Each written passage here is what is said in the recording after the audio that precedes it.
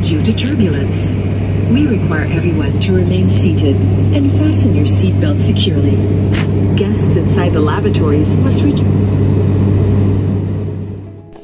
Yun nga bali ang flight natin na to, as far as I remember, ito yung araw or linggo or panahon kung saan nagkakaroon ng heavy rainfalls. Sobrang lakas at laki at dami ng tubig ulan na ibinuhos sa kalupaan ng rehiyon ng Davao, in particular sa may Davao del Norte, de Oro and Davao Oriental, kung saan ito yung time na kumitil talaga ng 68 lives at nagkaroon ng mga flash floods and landslides and overflow ng mga ilog. Kibali recap lang yung ating biyahe ho nito is nagmula ho tayo sa may Boracay dahil nga tayo nagliliwalayo, nagpapa chill ang inyong abang lingkod na si Gala, pero yan ang mga kababayan ko nito sa Davao region ay sinalanta ng matinding pagbaha. Kaya sa susunod na mga footages or susunod na mga video or sa screen, makikita ho ninyo mamaya na from above aerial view, makikita ho natin ang mga ilog, mga malaking ilog sa Davao region na kulay brown, kulay Ovaltine, masyadong malaki. Indikasyon talaga siya ng pagbaha. At tayo naman na pasahero ng eroplano na to na maliit lang, propeller plane, medyo scary kaunti gawa nung napakalakas nga ng ulan na kahit sa himpapawid ho tayo nito, talagang ramdam natin yung ulan at makikita ho talaga natin sa ating window view, sa ating windshield, kung saan yun kita nyo naman, diba, napakalakas, ang daming ulan ho niyan. So walang po nito, walang tigil to mula nung pagkalipad ho natin palagpas sa may Mactan Island hanggang sa makarating tayo sa himpapawid ng Mount Apo, Davao Region or Marilao, kung ano man mga distrito to dito na area na napuntahan ho natin. So yun lang, bali maliit siya na aeroplano, pero good thing is nakalapag pa rin tayo nito ng safe and malakas ang kanyang makina. Talagang di siya napapatinag sa malakas lang naman na ulan. Tsaka di naman talaga din siguro mabiyahe or lilipad ang mga aeroplano, aircraft, ang mga airlines kapag meron talagang malakas na bagyo. So ito siya, hindi talaga siya bagyo, it's heavy rainfalls lang talaga. So pagkakaalam ko, ang heavy rainfalls or rain ay hindi naman talaga siya masyadong banta sa kaligtasan sa mga eroplanong lumilipad. Tapos ano pa bang masasabi ko dito, gandi, di ba? Lakas ang ulan yan. Pero kapag ka sa kapag ikaw ay nasa jet engine or yung tawag natin na jet turbine, hindi mo makita, or turbine plane, hindi mo yan makikita masyado yung ganyan ka daming tubig ulan na dumadaan sa iyong windshield, sa iyong window view or window seats. Pero dahil nga ito ay propeller plane lang, kaya makikita ho natin ang yung tubig na binuhos galing sa ulan. At gaya nga ng mga sinabi ko sa una kong mga video regarding sa propeller plane, na siya nga lumilipad nga lang siya ng lower altitude to compare sa turbine engine or turbine planes na madalas natin sinasakyan Davao to Manila. So ito siya, dahil mas mababa ang kanyang altitude, makikita ho natin mamaya-mayang konti ang view ni Mount Apo na mas malapitan. Makita rin ho natin yung mga body of water, siya na nga yung ilog and karagatan. And yun lang, yung mga kaulapan. So sana ay magustuhan nyo itong ating video at sana ay enjoy nyo ang iba pang mga footages na makikita ho ninyo sa inyong screen. Wala lang, gusto ko lang hong ipakita ho sa inyo ang mga bagay-bagay na nakikita ho or nahagip ng ating camera, na nakikita ko rin from above, aerial view via Cebu Pacific propeller plane Cibgo. Ito yung biyahe na to, ulitin ko, is galing sa Mactan Cebu International Airport bound for Davao City International Airport or DIA. So makikita ho ninyo dito yung mga burubundukin, kung gaano talaga ka ganda ang topography ni Davao City. Davao City, hindi siya Davao region, iba Davao City. Ang makikita nyo dito is pangkalahatan ng Davao City or Davao City alone, hindi kasama ang some part of Davao del Sur and even Davao del Norte, kasi ang nagiging fly path ho natin ito or yung direction ho natin is galing sa Marilog, Buda, tapos umikot konti sa may Mount Apo, tapos Toril, tapos yun Davao City. So sana ay nagustuhan ho ninyo. Sana magustuhan nyo pa no, ang mga andyan, mga natitirang mga video and footages na mag-roll out sa inyong screen. Thank you for watching, and sunod nito is aerial view naman tayo sa Davao City.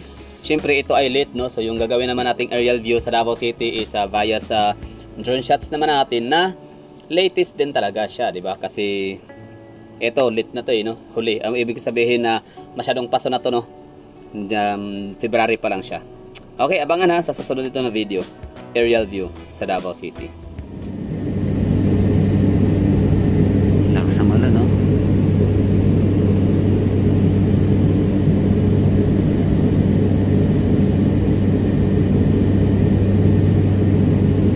Okay na sana yung Airbus.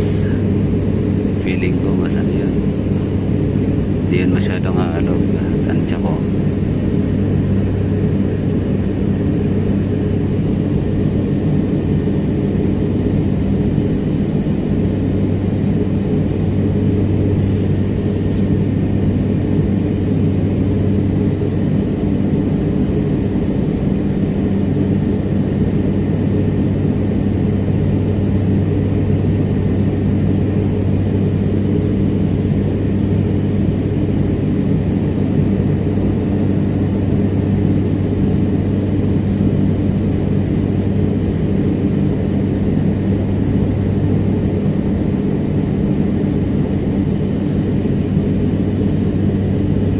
Masarap magbiyahe, masarap gumala, masarap magliwaliw, magagala. Ang problema lang talaga, ito naman yung ano, pangit naman, no? Ito yung pinaka ayaw ko, yung sa aeroplano na kapag lalo may ulan, talagang alog kung alog, ano, takot kaya.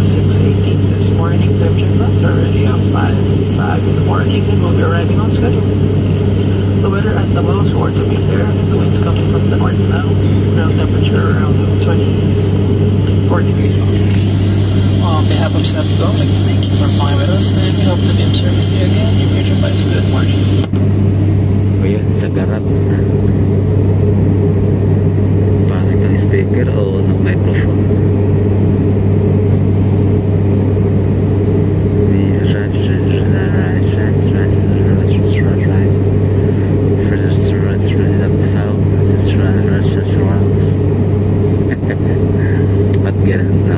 Parang kinakain nyo yung salita. Okay.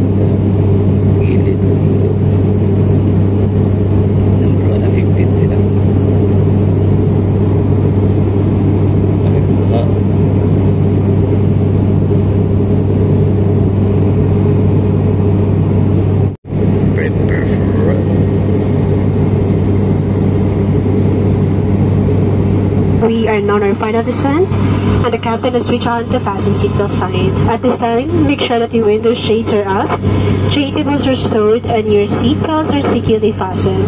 Standing up and going to the lavatory at this time is strictly prohibited.